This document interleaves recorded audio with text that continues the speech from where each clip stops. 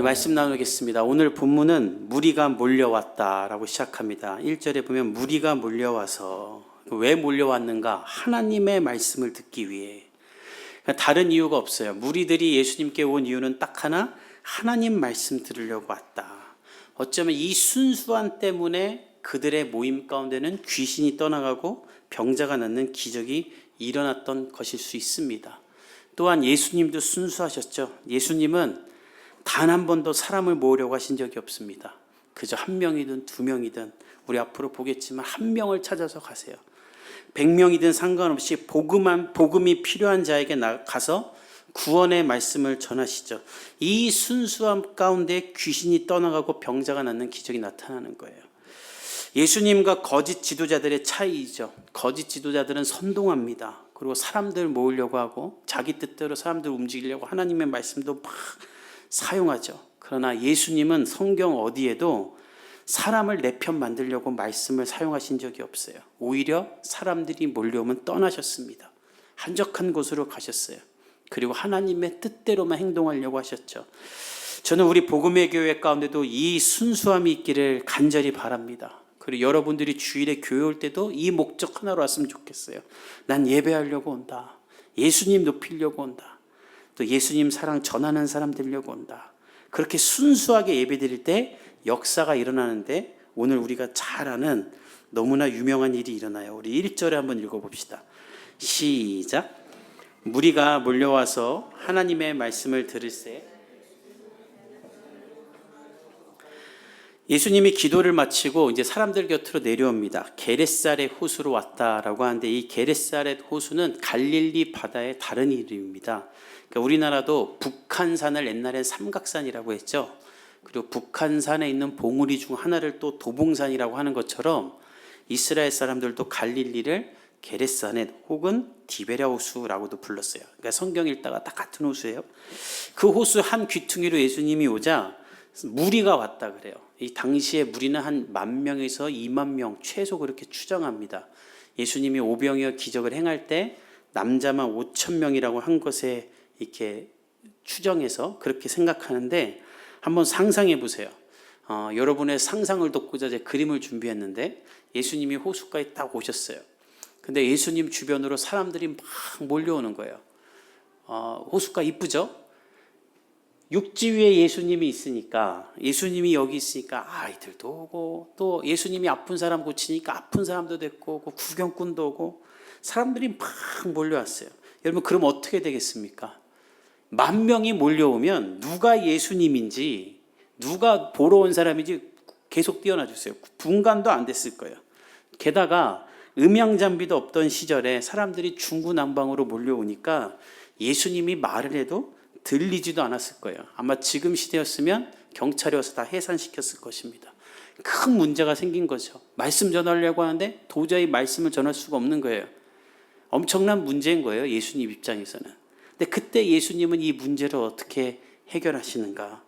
저는 오늘 이 말씀을 나눌 때 여러분들에게도 여러분 삶에 닥친 문제를 해결하는 지혜가 생기기를 원합니다. 예수님은 이 문제를 단번에 해결하세요.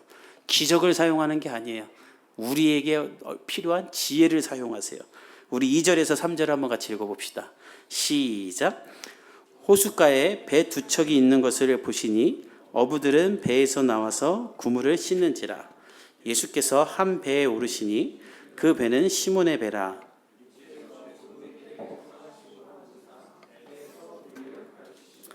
예수님은 몰려드는 사람들의 뒤편 호수를 보십니다. 마침 호수를 보니까 오늘 말씀에 본 것처럼 배 2척이 있는 거예요. 근데 그 중에 한 배는 얼마 전 장모를 고쳐주었던 베드로의 배였어요. 예수님은 베드로에게 가서 이거 너 배지? 내가 좀 쓸 수 있을까? 내가 탈 테니까 육지에서 조금만 떼어주라 라고 부탁을 해요. 그러니까 베드로는 당연히 해드리고 싶죠. 우리 장모님 살려줬는데. 그래서 예수님은 베드로의 배 위로 올라가고 배는 육지에서 조금 떨어지게 됩니다. 그러니까 어떻게 되는가? 우리 다음 그림을 볼까요? 예수님이 배 위에 올라가게 되자 자연스럽게 회중과 예수님이 구분이 되는 거예요. 갈릴리 호수는 예수님의 무대가 되고 베드로의 배는 예수님의 강대상이 되는 것이죠. 자연스럽게 무질서했던 사람들은 한 방향, 예수님이 있는 호수 한 방향으로 앉게 되었을 것이고, 이 무질서했던 공간은 질서의 공간으로 됩니다. 뿐만 아니라 이제 예수님의 음성도 들리기 시작했을 거예요. 왜냐하면 추정할 수 있는 이유가 있는데, 예수님이 살았던 로마 시대에는 콜로세움이나 극장들이 많았다고 합니다. 특히 극장 1,000명, 2,000명이 모이는 극장은 동네마다 있었대요. 터키나 그리스를 여행하면 이런 극장이 많다고 하죠. 예수님이 설교를 하실 때 예화를 많이 쓴 이유는 사람들이 주말만 되면 이런 동네에 있는 극장에 가서 연극을 많이 봤기 때문에 그 문화를 이용해서 예화를 많이 쓰셨다고 해요. 이 고대 극장들에 가서 이렇게 보면 어떻게 음향 장비가 없었는데도 이 소리가, 배우들의 소리가 끝까지 전달이 됐을까? 요인이 세 가지가 있는데, 첫 번째는 극장을 만들 때 무대를 객석보다 낮게 만들어서 소리가 아래서 위로 쭉 올라갈 수 있도록 만들었고, 둘째는 꼭 석회암을 이용했는데, 이 석회암의 특징은 웅웅대는 저음은 흡수하고 그 다음에 고음은 반사를 시킨대요. 그래서 실제로 이렇게 영상을 봤더니 그리스에 있는 한 극장 무대에서 어떤 사람이 이렇게 톡톡 치면 20m 떨어진 그 바닥에 귀를 대면 그 톡톡 소리가 들려요. 그리고 세 번째는 사람들은 주말마다 이 극장을 보면서 이 청중의 태도가 있었어요. 그래서 연극을 보면서 조용히 할 줄 알았답니다. 예수님이 단 하나의 행동, 베드로의 배를 타서 호수에 떠 있는 행동으로 이 극장처럼 이 공간을 만드신 거예요. 물 위에 떠 계신 예수님은 사람들보다 아래에 있기 때문에 소리는 뒤로 흘러가기 좋았을 것이고, 갈릴리 호숫가는 사방 천지 돌멩이가 다 석회암이랍니다. 그 소리가 반사가 됐을 것이고, 마지막으로 연극을 보던 사람들은 예수님 말씀에 집중해서 침묵할 줄 알았을 거예요. 정리하면 배를 띄우는 단 하나의 행동으로 예수님이 이 문제를 해결하신 것이죠. 저는 여러분들에게도 이런 지혜와 문제 해결 능력이 있기를 예수님의 이름으로 간절히 축복합니다. 안 되는 사람들의 특징이 무엇인가? 안 되는 이유만 가득해요. 어쩔 수 없다고 말해요. 해보고 안 된다고 하는 게 아니라 안 해보고 안 된다고 해요. 근데 여러분 기억하십시오. 그리스도인들은 문제를 해결하는 사람들입니다. 이 세상은 죄인들이 구성하고 있기 때문에 문제는 계속 생겨나요. 그래서 하나님이 우리를 이 세상 가운데 나가 빛과 소금이 되라고 한 거예요. 문제를 해결하는 사람이 되는 게 바로 우리가 해야 될 일입니다. 이 시대도 마찬가지고 인류 역사가 마찬가지였어요. 병원이 없어 죽어가는 나라에 병원을 만든 건 그리스도인들이었고, 지금도 물이 없는 아프리카에 가서 우물을 파는 건 교회들입니다. 수천 년이 이어온 신분제도를 철폐하고 여자와 아이들에게 인권을 주는 것, 이 모든 일을 국가도 유엔도 안 하는데 교회와 그리스도인들은 지금 해나가고 있어요. 왜냐하면 예수님 따라 해나가는 거예요. 우리가 선교하는 베를린의 김은영 선교사님 보십시오. 60년 전에 우리나라 다 망해갈 때 외화 보러 오겠다고 가셨던 광부와 간호사분들, 아무도 안 돌봐요. 국가도 안 돌봐요. 그분들의 임종이라도, 그분들의 말년이라도 우리가 행복하게 해야 되더라고 그리스도인들, 목사님들이 단체를 만들고 섬기죠. 아까 말했던 김자영 선교사님 보십시오. 트럼프는 난민들 우리나라 망친다고 내보내지만 그분들은 그 사람들을 돕고 그 소말리아 무서운 아이들까지도 안아주면서 예배를 드리죠. 필리핀에 저희 아버지가 코피노 아이들을 돌보는데 한 20-30명 돌봅니다. 코피노는 우리나라 남자들이 가서 유학생활 하거나 놀 때 필리핀 여자 임신을 시키고 한국으로 도망 나온, 그래서 책임지지 않는 그 사이에서 태어난 아이들이죠. 여러분 가서 보면 정말 한국 애들이에요. 그냥 한국 애예요. 그냥 버린 거예요. 저희 아버지랑 아무 상관도 없지만 국가도 책임지지 않고 그들의 친아버지도 챙기지 않는 그들을 매주 불러 애국가를 가르치고 한글을 가르치고 장학금을 주고 너희는 한국 사람이라 말하고, 한국에서 어른들 특히 목사님들이 오면 아이들 다 불러서 장학금을 주고 밥을 사줍니다. 코피노 수만 명을 다 책임질 수는 없지만 그 센터 주변에 있는 아이들 20-30명은 책임지려고 하는 것이죠.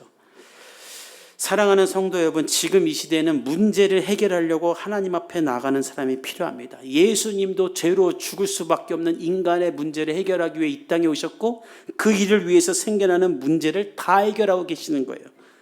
사람들은 온통 네가 문제다, 네가 잘못이다라고 말하지만 저 여러분은 이 시대 가운데 문제를 해결하는 사람이 되기를 원하고, 하나님 앞에 내가 문제를 해결하는 사람이 되게 해달라고 기도하는 자들이 되기를 간절히 바랍니다. 회사에서, 가정에서, 사회에서 우리가 그런 사람들이 돼야 돼요. 또 내 삶의 문제에서도 마찬가지예요. 문제가 생길 때 미루고 회피하고 외면하면서 아니야 저절로 되겠지, 시간이 해결해 주겠지 하지 마십시오. 이래도 안 된다 저래도 안 된다라고 말하지 말고 기도하고 도전하고 지혜를 구하며 행동하고 실패할 것을 두려워하지 말고 예수님의 이름을 붙잡고 용기를 가지고 일단 시작하고 해보세요. 하나님이 여러분을 통해 문제를 해결하실 겁니다. 지난주에 한 뉴스를 우연히 봤는데 이수도라는 섬이 있어요. 그 섬은 오랫동안 낚시꾼들이 와서 주말마다 낚시를 하고 가는 섬이었는데 이 섬에 이제 지구 온난화가 오니까 낚시가 안 되는 거예요. 그러니까 주말에 관광객이 안 와요. 그러니까 이게 더 이상 뭐 수입이 없으니까 사람들이 이 섬을 떠나기 시작했고 젊은이도 없어졌는데 어떤 한 사람이 아이디어를 낸 거예요. 우리 민박집에서 1인 3식을 하자. 그래서 한 사람당 10만 원을 내면 하루 3끼를 주는데 그 사진을 봤더니요, 상 이만하게 나와갔는데 회 한 접시, 멍게 한 접시, 전복 한 접시. 세상에 우리나라 서울에서 먹으려면 한 끼에 20만 원짜리 회를 떠는데도 회가 살아서 팔딱팔딱 움직여요. 이거 저녁 주고 아침은 무슨 생선 튀김 주고 어마어마하게 차려서 하루 3끼를 주니까 사람들이 몰려들기 시작했다는 거예요. 낚시를 하러 가서 안 잡혀도 기분이 좋대요. 안 잡혀도 가서 어차피 새끼가 나오니까 구경하고. 그래갖고 그 이수도가 완전히 경제가 살아나서 나갔던 사람들 다 돌아오고 주민 절반이 1인 3식을 민박을 해서 사람들이 그 섬을 알리고 있답니다. 지구 온난화를 이겨낸 거예요. 아니 지구가 더워져 갖고 물고기가 안 잡힌다 어떡하냐, 이 섬 떠나자가 아니라 그 문제를 해결하는 사람들이 있었던 것이고 이장님이 나와서 인터뷰하는데 이것 때문에 다 이 섬이 살아났다는 것이죠. 여러분 지혜롭고 똑똑해서 아무것도 안 하는 사람이 되지 않길 바랍니다. 그건 두려움이 많은 거예요. 여러분 결혼하려고 할 때 다 갖추고 결혼하려고 하면 결혼 못하고 때가 되면 전도해야지 하면 전도 못합니다. 등산을 하기 위해서 운동화부터 신으라는 말이 있죠. 일단 시작하는 거예요. 그리고 문제가 생기면 예수님과 함께 그 문제를 해결하기 위해 기도하고 엎드리는 거예요. 우리 예수님이 말씀 전하고 복음 사역하면 1, 2만 명 올 거 몰랐겠습니까? 예수님은 아셨어요. 내가 일단 강당 하나 교회부터 건축하고 시작했다라고 시작하지 않으셨어요. 일단 하나님의 뜻대로 시작하는 거예요. 그러면 하나님의 역사가 계속 일어나는 것이죠. 저와 여러분의 삶에도 도전하고 해보고 이런 진취적인 삶이 있기를 간절히 바랍니다. 하나님이 그 사람에게 지혜를 더 주시는 거예요. 한 심리학자가 한 대학 연구소에서 두 그룹을 나눠놓고 연구를 하나 했답니다. 한 그룹에는 도자기를 하나만 만들어라. 대신에 이쁘게 정성스럽게 어디 갖다 놔도 부끄럽지 않게만큼 잘 만들어라. 한 그룹에는 잘 만드는 거 못 만드는 거 필요 없다. 그냥 일단 30개만 만들어라고 했대요. 그리고 일정 기간을 주고 나중에 봤는데 한 개만 만든 그룹보다 30개 만들려고 한 그룹이 훨씬 더 잘 만들었다는 거예요. 어떻게 이런 일이 됐을까 연구를 해보니 한 개만 만들려고 한 그룹은 모여서 싸우기만 하다 끝났대요. 이렇게 만들어야 된다 저렇게 만들어야 된다, 아이 그러면 안 된다, 그건 안 이쁘다, 그걸 누가 쓰냐.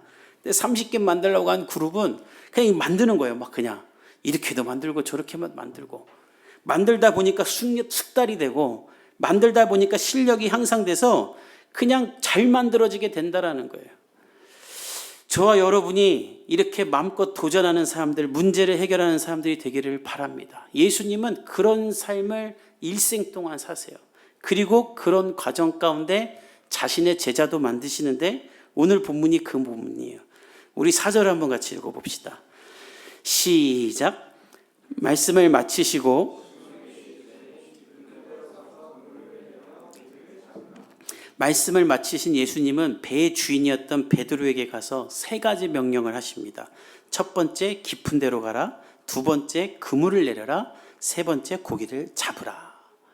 아까 봤지만 2절에 베드로는 그물을 정리하고 있었다고 하죠. 이 얘기는 낚시를 밤새 하고 낚시를 끝낸 다음에 이제 오늘 일 다 했다 하고 그물을 정리한 거예요. 그러니까 그물 정리하고 오늘 끝 이제 들어가서 쉬려고 하는 거예요.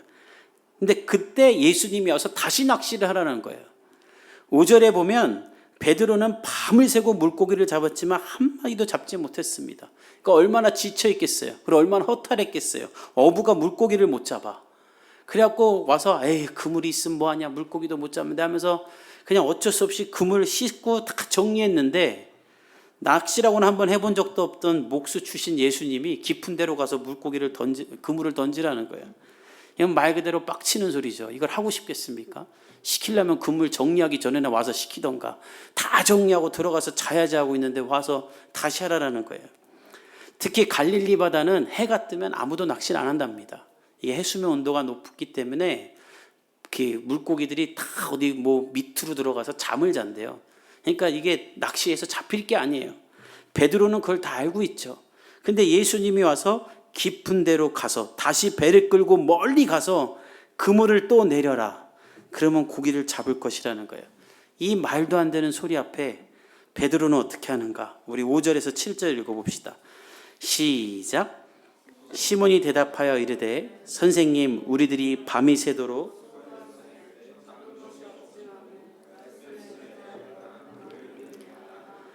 그렇게 하니 고기를 잡은 것이 심이 많아 그물이 찢어지는지라. 이에 다른 배에 있는 동무에게 손짓하여 와서 도와달라 하니 그들이 와서 두 배에 채우게 잠기게 되었더라. 베드로는 이 말도 안 되는 예수님의 말에 우리가 밤이 새도록 수고하였을 때 잡은 것이 없지만 제가 그 말씀에 의지하여 그물을 내리겠습니다. 이 말은 무슨 말이냐면 내 생각에는, 또 내 경험에는, 내 판단에는 이건 도저히 할 일이 아닙니다. 게다가 지금 우리는 그물 정비까지 다 했는데 이걸 또 하라니요. 이건 말도 안 됩니다. 해서는 안 될 일입니다. 그러나 나는 예수님 말씀에 의지하여 그물을 내리겠습니다. 내 판단과 내 상황으로 인해 결정하는 것이 아니라 예수님이 하라니까 하겠습니다 하고 예수님 말에 순종해서 해서는 안 될 말도 안 되는 일을 한 거예요. 그런데 놀라운 건 그때 그물이 찢어질 정도로 물고기가 잡혔다는 거예요. 왜냐하면 이 모든 세상은 예수님이 다스리기 때문이죠. 사랑하는 복음의 성도들이여, 우리가 기도를 하면서 내 생각, 내 판단, 내 경험대로 기도를 한다면, 내가 다 정해서 기도를 한다면 예수님의 음성을 어떻게 들을 수 있겠습니까? 응답되는 기도를 하려면 하나님 말씀에 의지해서 순종하며 기도해야 돼요. 근데 우리는 어떻게 기도하냐면, 기도하라고 하면 내 상황을 브리핑해요. 하나님, 저는 지금 이런 상황입니다. 저는 이런 상황입니다. 저는 이래요. 그래서 저는 이걸 못해요. 그러니까 하나님이 이 상황을 바꿔주세요. 상황만 브리핑하고 상황을 놓고만 기도해요. 근데 예수님은 우리에게 뭘 말하냐면, 야, 네 상황 내가 다 안다. 상황 브리핑하지 말아라. 네 상황을 말하지 말고 너는 나에게 믿음을 보이라는 거예요. 베드로를 보세요. 밤이 새도록 했습니다. 수고했습니다. 정말 너무 힘들어 죽을 때까지 한 거예요. 그물 하나 던졌는데 아무것도 안 잡혀. 한 번만 더 해보자, 또 던지고. 한 번만 더 해보자, 또 던지고. 그렇게 밤이 새도록 해서도 안 잡혔지만 예수님이 말씀하셨으니 제가 하겠습니다. 하나님의 말씀에 순종하고 믿음을 보일 때 예수님의 능력이 나타났다는 것이죠. 여러분의 삶의 문제 앞에 기도하고 하나님의 음성에 순종함으로 여러분에게도 이 축복이 임하기를 예수님의 이름으로 축복합니다. 그러면 어떤 고백이 나는가? 8절에서 9절을 읽어봅시다. 시작. 시몬 베드로가 이를 보고 예수의 무릎 아래 엎드려 이르되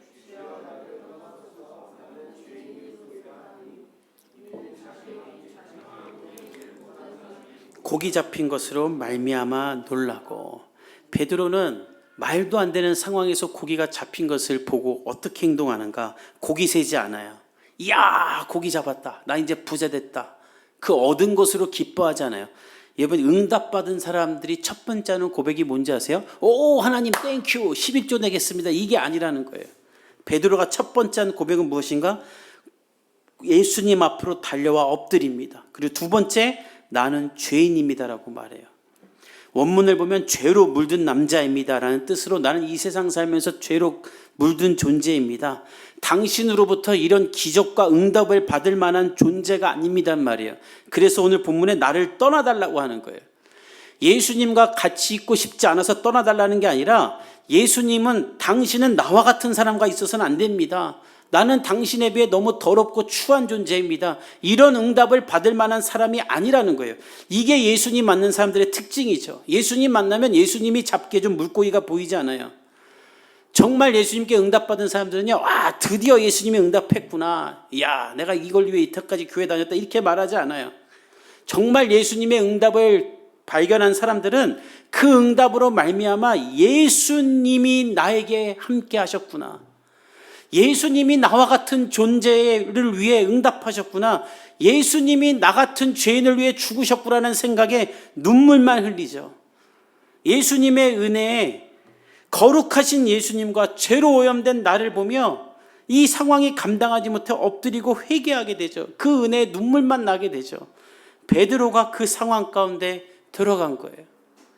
전 여러분들에게도 이런 은혜가 있길 원합니다. 주님 저 언제 이거 해주실 거예요? 주님 저 언제 해주실 거예요? 아니라 그 응답으로 말미암아 구원의 은혜를 경험하는 거예요. 베드로는 예수님 앞에 나와 나는 당신과 함께 있을 수 없는 존재입니다라고 고백을 합니다.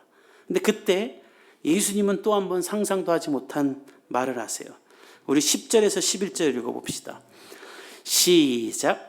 세데베의 아들로서 시몬의 동업자인 야고보와 요한도 놀랐습니다. 예수께서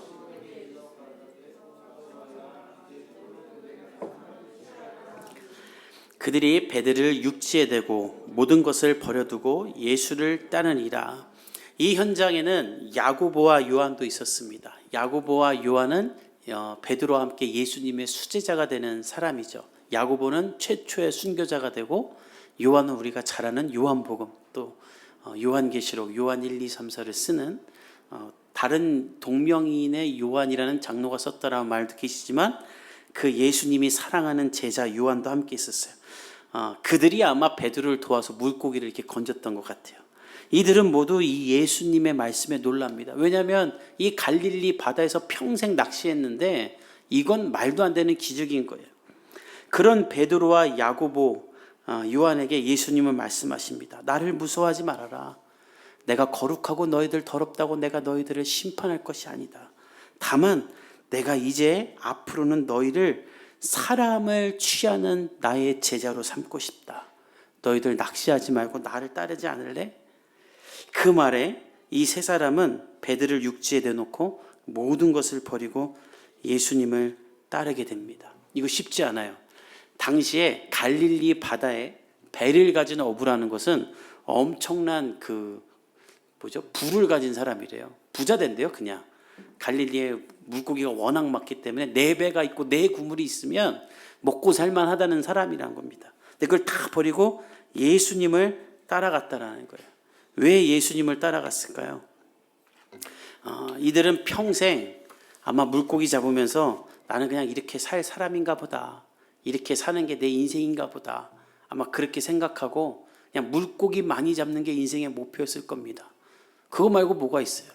매일 똑같이 그물 던지고 오늘 좀 잡혔네, 오늘 덜 잡혔네, 오늘 돈 더 벌었네, 못 벌었네, 그냥 그 생각만 하고 맨날 살았을 것입니다. 근데 그런 나에게 예수님이 나타나서 말씀하시는 거예요.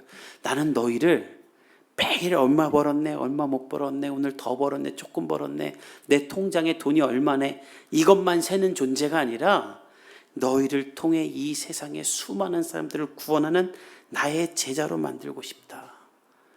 예수님은 이 부르심을 위해 베드로가 물고기를 잡지 못하도록 밤새 허탕치게 하신 거예요. 여러분, 기적은요, 깊은 곳에 가서 물고기 엄청나게 많이 건진 게 기적이 아니라 사실 밤새 그물을 던졌는데 배를 가진 베테랑 선장 베드로가 한 마리도 잡지 못한 것이 더 기적이지 않겠습니까? 예수님이 왜 그 시간을 허락했을까요? 나를 따르는 하나님의 사람으로 만들려고 하는 거예요. 사랑하는 성도 여러분, 내 삶 가운데 허망하고 허탈하고 뭐가 잘 안 되고 뭐가 해도 잘 안 될 때, 노력을 해도 내 노력으로 도저히 될 게 아닐 때, 그때 예수님은 말씀하시는 겁니다. 너 그 상황을 놓고 나에게 순종하지 않겠느냐? 너 그 상황을 놓고 너를 향한 나의 꿈과 나의 계획을 들어보지 않겠느냐? 여러분의 삶에 문제가 있을 때, 뭐가 안 될 때, 내가 간절히 바라는데도 뜻대로 되지 않을 때 예수님께 나아가 한번 나를 향한 하나님의 계획을 듣기 위해 엎드려 보기를 간절히 축복합니다. 그러면 나를 향한 하나님의 음성이 들리는 거예요. 내가 전혀 생각하지도 못했던 나를 향한 하나님의 뜻이 펼쳐지는 거예요. 그리고 하나님은 우리를 향해 말씀하시는 겁니다. 나는 너를 통해 이 세상의 문제를 해결하고 싶다. 너만 그냥 잘 사는 것이 아니라 너를 통해 위대한 일을 행하고 싶다. 저와 여러분이 이 시대 가운데 우리를 그렇게 하나님 앞에 부르심 받고 있는 자들인 줄 믿습니다. 돌아오는 한 주 예수님께 나아가 여러분의 삶의 문제를 놓고 지혜를 구하십시오. 그리고 해결을 받으십시오. 그리고 예수님 앞에 엎드려 물어보세요. 주님, 저는 이 땅 가운데 어떻게 살아야 됩니까? 바쁘게 매일 똑같이만 사는 게 아니라 예수님, 저는 어떻게 살아야 됩니까? 나를 향한 하나님의 꿈은 무엇입니까? 주의 성령께서 여러분을 향한 하나님의 꿈과 비전을 주시고 능력도 주실 줄 믿습니다. 우리 모두가 그런 하나님의 제자들이 되기를 간절히 바랍니다. 우리 함께 기도하겠습니다.